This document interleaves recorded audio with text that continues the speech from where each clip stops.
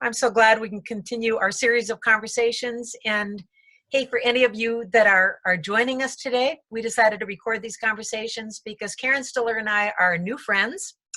We actually are becoming friends because we're both have books coming out at the same time, May 5th, and our publishers are friends, which I just think is so neat. They have a partnership. I'm published by NavPress, Karen is by Tyndale House, and our publishers sent me a copy of Karen's book, which is called The Minister's Wife. And I received a copy of This Life We Share, and you can see how red it is. You can see how mine is very highlighted and underlined, and it has all kinds of sticky notes because Karen and I first started chatting online, and then we had a long FaceTime, and then we said, let's continue our chats and record them and invite others to join the conversation. So in our first chat, we talked about friendship and loneliness. And now today we decided we want to talk about moving, because this is going to sound so corny, Karen, but your chapter on moving was so moving to me because I kept saying, yes, yes, yes, that's exactly how I have felt. Yeah. And we can't be the only ones. I know I have a statistic in my book, and I didn't look it up before this call, about how many millions of Americans move every year. I bet. And Canada, I'm sure, is the same. Yeah. And I'm going to say clergy wives and clergy families make up a good portion of those moves. Like, I bet you and I both wrote about moving because we're kind of experts at it. We are, because I've often said your lives are not your own. Excuse me. The same is true of military families. Yep, exactly. Of corporate families who suddenly are told, we're transferring you. Yeah. And you're like, but I have roots here. And when I was really bemoaning, that's what led me to write the chapter in my book on moving. I think I called it, what did I call it? After moving in. Moving on after moving in. Exactly. How do you move on after moving in when your roots go so deep?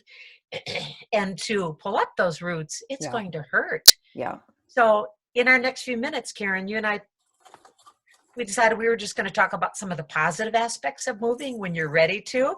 Yes. Maybe some of the real negative ones. Yep. For clergy families, like, how do you know when it's time unless they tell you they're going to move you, which is not ideal.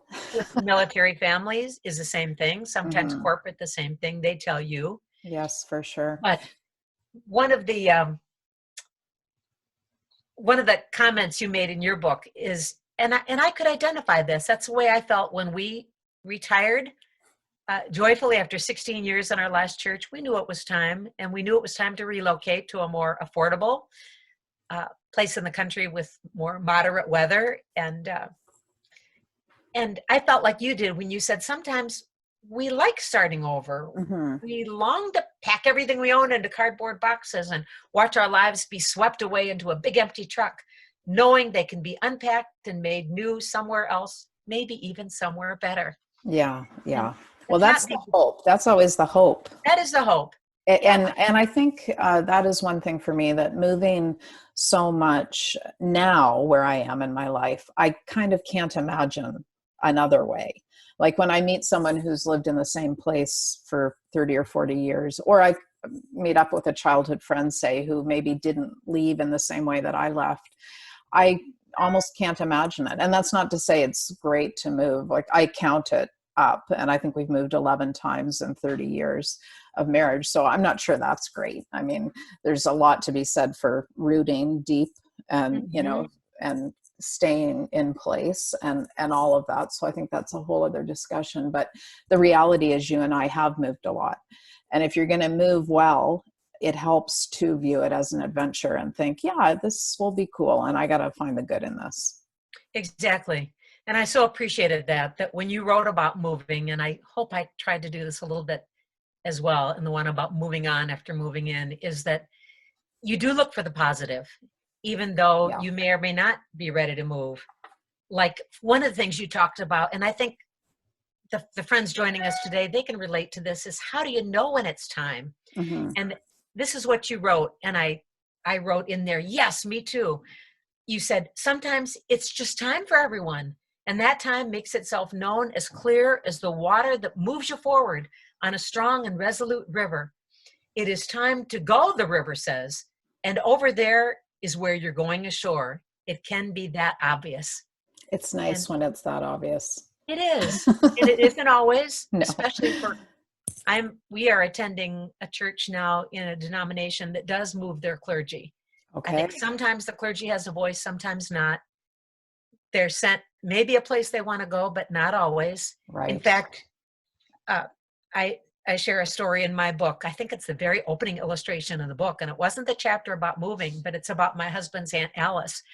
And they were in a denomination that regularly moved its clergy, sometimes every 2 years even. Wow. Sometimes she'd say they loved where they went, or they were in a spacious rectory or parsonage. She said one of the times they didn't was they were in an apartment on the back of the church, and the door to get into their home was in back of the organ. Oh, my goodness. One day her husband went to be there and get things ready before the service, and he forgot to lock the adjoining door. And she was standing there in her kitchen ironing, wearing nothing but yes. And somebody came through saying, hey, Alice, can we borrow a whoops? Yes. Oh, my goodness. She said, I don't mind living in a fishbowl, but I want to do it with my clothes on. And yes, exactly. And metaphorically speaking, often that's the way clergy spouses feel. Like, we're in a fishbowl. Yeah, that's okay. I did sign up for this. Right. Not all, but some spouses did. We knew what we were getting into when we said yes to our husbands and yes to their calling. But it's still, there are parts we don't sign up for, like maybe how our children sometimes feel like they are in the fishbowl and they don't want to be, or there's expectations of them. That's our conversation for another time about children. Well, you know, Maggie, I was thinking the story of the aunt that just, I mean, a book could be written with the stories of the generation of ministers' wives, even behind us or before us, I guess I should say, when it was almost always you're in a rectory or parsonage, and we went through those years as well. And I don't have any horror stories, but I mean, that does add to the pressure as well if you're moving and you don't even get to pick your fishbowl. You know, it's like, here's your fishbowl, dive in.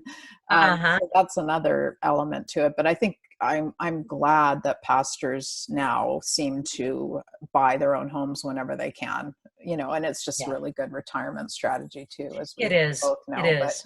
But yeah, moving can be so complicated. Back when I started first writing about life as a pastor's wife a few years ago, I had an article published in a secular Canadian magazine called The Walrus. And I was just talking about loneliness, actually, in the life of someone married to a clergyman. But I received a number of emails from actually doctors' wives and other professions. So to your point about, it's not just pastors' wives who pick up and move on because of the work of the person they're married to. That's right. It's, you know, it's more widespread than that. And that was a good reminder to me. I was like, yeah, right. It's not just pastors' wives that have to deal with this, but you know, and in some ways, maybe it's easier for us on one level because we are stepping into a ready-made church community, at least when we move. Exactly. That is one thing. Yeah, I remember when we took our very first church. My husband was the associate pastor in the church. Boy, this is like 40 years ago now. They threw a pound party for us. I had never heard of that. I've never heard of that. We were in New England, but it's a Southern tradition where you bring a pound of something to the new pastor, a 16-ounce can of peas, or a pound of flour, or a pound of meat. And that was their way of showering us, knowing we were living, especially when you're an associate pastor. Sure. I mean, it was a very modest salary. We were, less than $10,000 a year. And of course, that was 40 years ago, but still, it was, they did the best they could. Yes. But by them showering us with this pound party, we had enough staples on our shelves to last us for months. And I'll never forget, we were living in the parsonage at the time. Later, through a miracle of God's grace, we were able to buy our first home.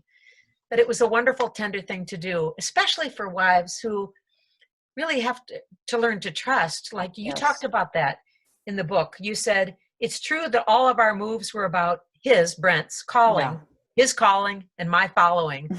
Yes. And I could relate to that because I have to say, when Mike and I first started dating, I had no doubts about him, but I was really scared about his intended profession. And I Yeah. broke it off a couple of times because I thought I could either be a help or a hindrance. And what if I'm a hindrance? I will ruin his life and I'll be toxic to his church, because I've heard of that happening. Yes. And I've got to be absolutely sure that if God is calling him into this profession, he's calling me too. Mm-hmm. So it's not just me following, but for many wives, it's, oh, God or the church or the denomination is moving us again, Right. or the military wife or a corporate spouse. Yeah. Now, sometimes they move because of their own work. We both know Right. many in the ministry who are female, Of and course.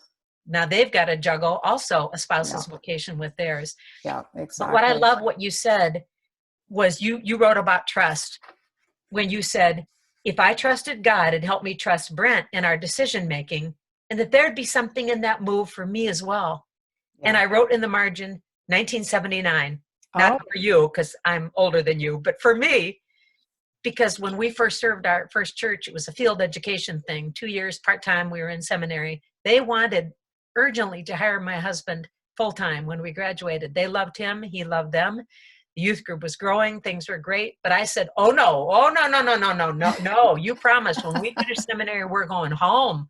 Home is where my people are. Home is where my job prospects are. We came here just to go to seminary. I'm not staying in this place where I have no contacts, no friends yet, because we were commuters. But you know what, Karen, I have to say, my husband said, no, we agreed, then I will resign and I'll keep my promise. We'll move home. And now, Karen, I shudder to think that if I had not learned to trust God in that, because my husband didn't strong arm me, but God woke me up in the middle of the night speaking about this church. And I thought, okay, there's nothing in this for me that I can see. No job. We didn't have children yet. I have no friends out here. But I shudder now to think what I would have missed, Karen, because all the things I thought I gave up, God gave back triple-fold. Yeah, absolutely. I share a few of those stories in my book. Yeah. And I think if I had said no, but you're right, it is all about trust. And I think anybody listening to our conversation today, if we could encourage them, it would be to say, yeah, it may feel like it's about your spouse's calling and you just following, but if he's calling one of you, he is calling both. Yeah. But make sure you're doing it together. Yeah, absolutely. And trust and remembering, like that's what I had to do. I think like just trust got me through the first couple of moves, and then remembering the trust and remembering, okay, the last time we moved or the last time we left and came somewhere new, there was something for me. And something for me, like tenderly me, not just me, the pastor's wife either, although that's a huge part of my life and I love that. But for me and the gifts I have and the gifts I needed to learn or the skills or the opportunities or whatever. And so that became a great comfort to me, even if for the first while you may be walking blind a little bit. And that's when remembering happens and can help. Exactly. And that's what we remember what, like the Israelites. We remember what God did in the past. Exactly. And we say, if he did it in the past, even now, when you and I have both lamented over the fact that our book babies are coming into the world during a pandemic, and how do we share Yes. No, for sure. Like we know that we have a God we can trust, and that is so, always important. And we both write about prayer and our, practices of our faith in our books, but I literally say, I trust you. I trust you. I say it out loud. And I do that especially after a move and maybe especially a move I wasn't so thrilled about. Like I'm a city person, and, there are times we've moved from city to small town where I really felt like, oh, please, this is going to be really hard. Die here. That's right. Exactly. I'm a writer and I need people and I need. Well, it's funny you should say that, because I became a writer because we moved to a small town. So that's a perfect example for me. I dared to write, and I dared to approach a small town newspaper years ago in Saskatchewan. Because I was in a small town, I wouldn't have had the courage. I know I wouldn't have elsewhere. And they warmly welcomed me. And so that was one of my first early lessons was, trust and dare. And that's the other thing, taking risks, which I think you really bring out beautifully in your chapter, Moving On After Moving In, that you got to get out of your house and start talking to people. You got to take the initiative. It's gone are the days that the neighbors necessarily came over to us with the casserole. There are places where that happens, but I have not lived in any of them. Our friendships have come when we did the things that God was calling us to do in the place he was calling us to do them. And we found like-minded people doing those same things. And I did want to call out, I so much related to when you said it is so much hard work to move. And it is all so much heart work. Yeah. And then you also said, and I got tears in my eyes when you said, home really is where the heart is. Just like they say, your heart can be in more than one place at a time, especially if it's broken. Yeah, yeah. Because I often say to members of our former churches, we now live in the Smoky Mountains, but we're still very close to folks from our former church in the Midwest and 2 former churches in New England. And I often say to them, y'all still have a piece of my heart. Yes. And I thought, how can they when my heart is here? And I love where we are. Well, it's because it has been broken. Right. And I left pieces of it in New England. Yes, absolutely. And pieces are in the Midwest, and there I go. Maggie, don't make me cry. Okay. Well, we empathize with each other. And you know what? I know we need to wrap up our conversation, but you know what?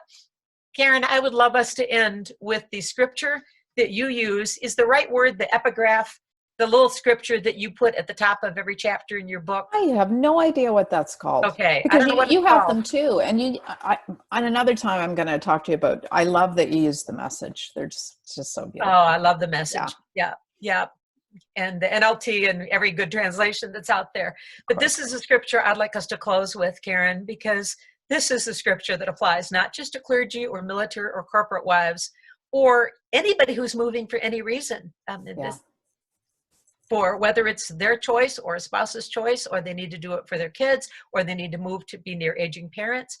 But this is the promise God gave you that you open your chapter with, and that I have often sent to others. The Lord himself goes before you and will be with you. He will never leave you or forsake you. Do not be afraid. Do not be discouraged. And I didn't write down the reference for that, but let me look it up real quickly in your chapter, because that is the. And let me say that is. Deuteronomy. Yeah. Deuteronomy 31:8. And that is about trust, and that is about risk taking too, and remembering that God knows where you're moving. God knows where you're moving from, and that's right. And speaking directly to those of us who are joining us right now, as you've been listening to Karen and I share our hearts about moving on after moving in, and just the hard work of moving. We just want to encourage you that if you don't know anybody where you are right now, please know, you got a friend in us. Or as the song goes, you got a friend in me. You will never hear me sing, Maggie. What? You will never hear me sing out loud. I love that you will do that. I cannot sing, and nobody's ever going to pay me on this call. I think that's Toy Story, but seriously, I felt when I read the Minister's Wife that I thought I got a new friend in Karen. And well, anyway. I in your chapter on moving on, I wrote notes on a piece of paper. You say, if this is where you're at right now, I understand. And after I wrote that quote down, I wrote, that's the heart of Maggie's book right there. If this is where you're at right now, I understand. I mean, you're talking about moving, but that's really the pulse of your writing is pulling in and befriending. So I'm excited about our next talk. That's right. I don't know if we decided what it's going to be on. Were we going to do parenting or talk about marriage, or you pick? I'm up for either. Let's do marriage. Marriage. Wonderful. Okay. I'll warn Brent. I'll warn Mike. Okay. Thank you. Love you, friend. Talk soon.